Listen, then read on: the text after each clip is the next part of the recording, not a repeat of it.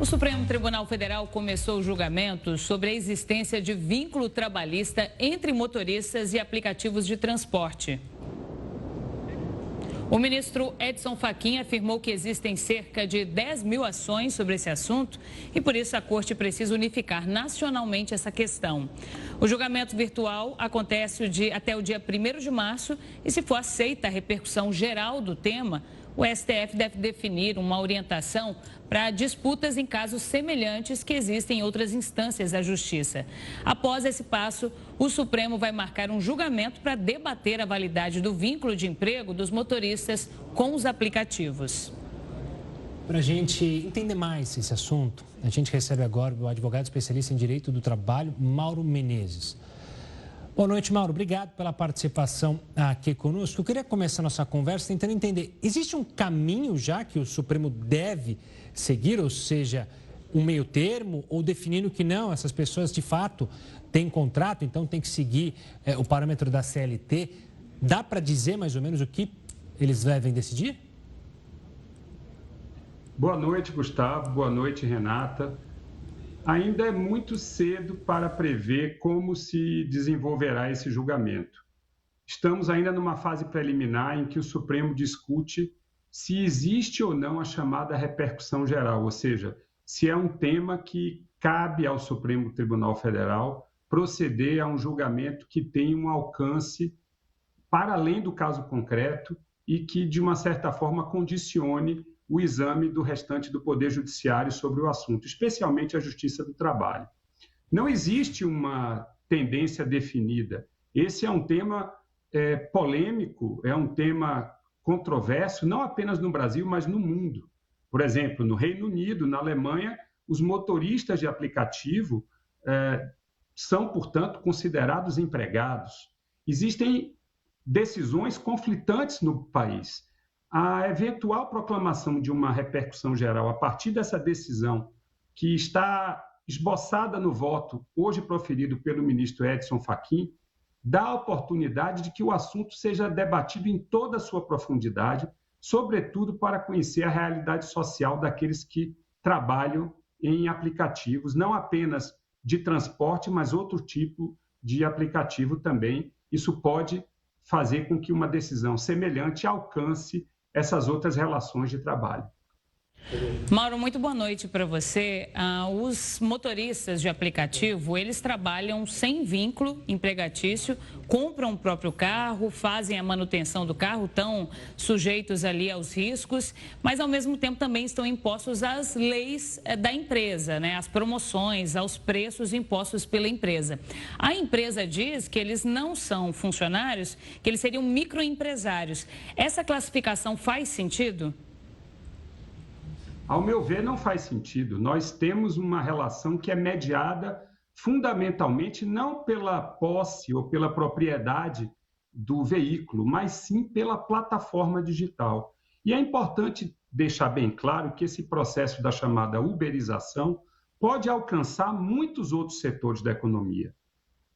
Todos os setores que se convertem em prestação de serviço podem ser, portanto, hipoteticamente, com a avançada tecnologia, objeto de uma intermediação por empresas como essa.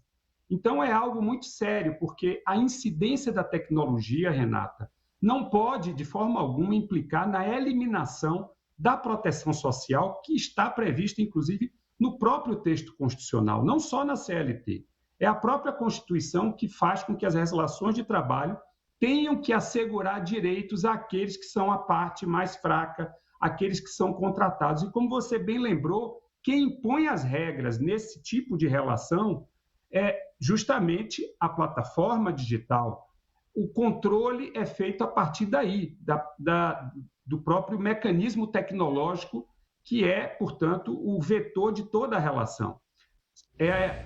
Portanto, a plataforma digital que admite as pessoas a trabalhar por seu intermédio, faz um controle da qualidade do serviço prestado, estabelece a tarifa e, com isso, está se variando o valor do salário daquele que trabalha na plataforma digital. Mesmo que se possa, por parte do motorista, recusar uma corrida, estabelecer um tempo de trabalho mais diminuto, se isso vai de encontro, portanto, contraria o interesse da empresa, ele pode ser desligado da plataforma. Existe, portanto, um poder empresarial que se impõe e isso, evidentemente, sinaliza não uma relação entre o microempreendedor e outra empresa igualizada. Não, nós temos uma relação de subordinação.